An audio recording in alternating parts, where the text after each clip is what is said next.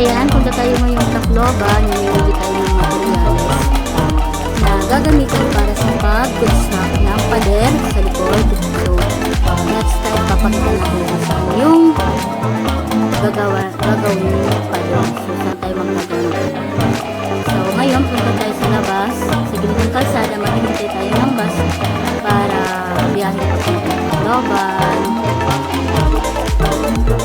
So ito guys, papakita muna natin yung gagawing bahay. So ito yung lumang bahay, ito yung babaguhin. So magpo-construct dito ng bagong bahay. Two-story house, hoping magawa ng two-story house.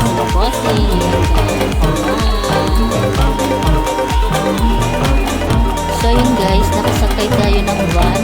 Hindi ko na nakuna ng video yung pagsakay namin ng van kasi medyo maulan. Biyahe tayo ngayon papuntang Tacloban. So, update na lang ako mamaya guys. Thank you.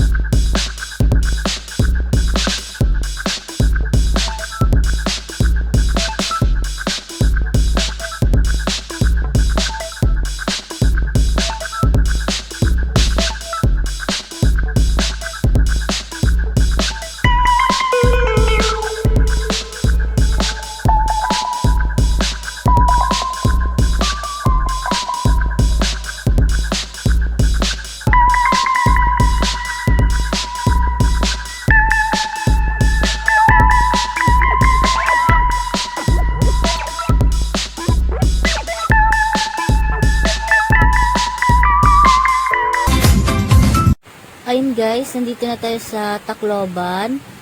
So, bibili tayo ng mga materyales. Hindi ko na rin siya nakuna ng video kasi ulan siya. Tapos si Kuya Phil na lang yung pumasok sa loob. Siyempre, iwas-iwas rin tayo na ano tayo sa mga tao kasi COVID-19 pa rin ngayon. So, dito lang ako sa labas. Nasa loob si Kuya Phil. Siya yung nakikipag-usap. So, siya yung naghahanap ng mga materyales talaga. So yun guys, update ako mamaya guys. Thank you again. So yun guys, dumating na yung ating mga steel bar. So 640 pieces na steel bar. So may 16mm, 12mm at 10mm yan. So may semento rin tayo dyan at mga plywood. Yung plywood natin, so mga 38. Tapos yung semento natin, 58 peraso. So, ididiskarga to, ipapasok sa loob para hindi yung semento maulanan. Tapos yung steel bar sa baba ng bar. So, ayun guys.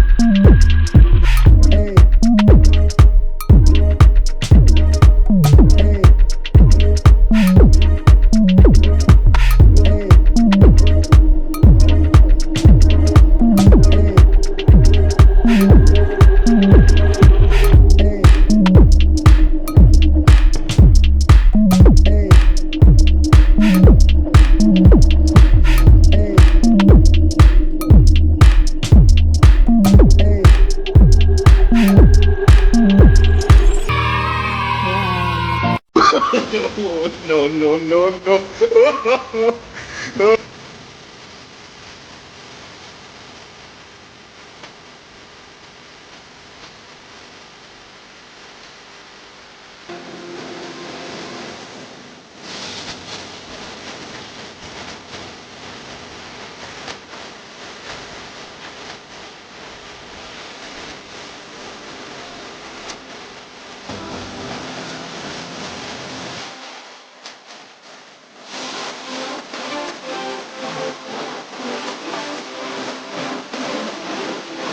Ayan guys, tapos na sila sa pagdiskarga ng semento. So sinunod naman nila yung plywood. So yung plywood, so ilalagay siya dito sa likod ng bahay nila Kuya Phil sa baba.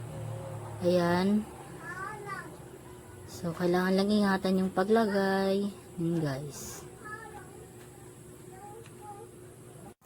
So, ayun guys, tapos na silang mag-diskarga ng plywood at semento. Dito naman tayo sa ating steel bar. So, ayun, meron tayo dyan 16, 12, 10 mm na mga steel bar. Ayan guys. Ayan. So, ayan siya. So, ipapakita natin. Ito yung 16 mm. Ayan. Then, next natin is yung 12 mm. Ito siya po. Ayan po. Then, lastly, yung 10 mm natin. Ayan. So, kompleto na siya. Ayan. 16, 12, at 10 mm. Next natin is nating marine plywood. Ayan siya, guys. Ayan. Ayan. Meron tayong 4 na pala. Ayan, isa. 2 at 2 doon. So, bali 4 na sila. So, ayan. Ito yung mga nyog. Ayan. Yung ating tire wire.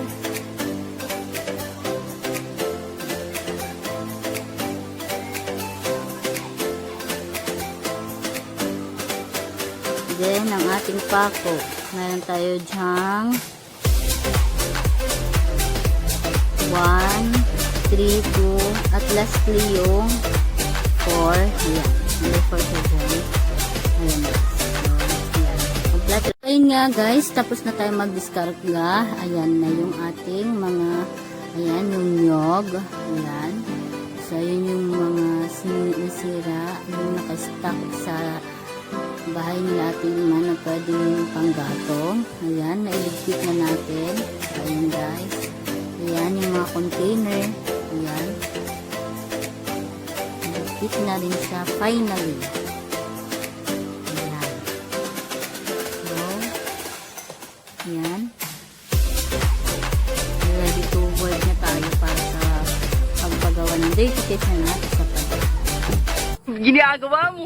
No, no, no, no. Ayun, malinis na dyan. Yung mga nakatambak dyan ay nailigpit na natin. Ayan. Malinis na. So, yung mga nakalagay doon, niligpit natin dyan. Ayan. Kasi maraming kahoy. Ayan, yung mga container na nakalagay, mga kahoy, iniligpit natin. Finally, nalinis na rin siya.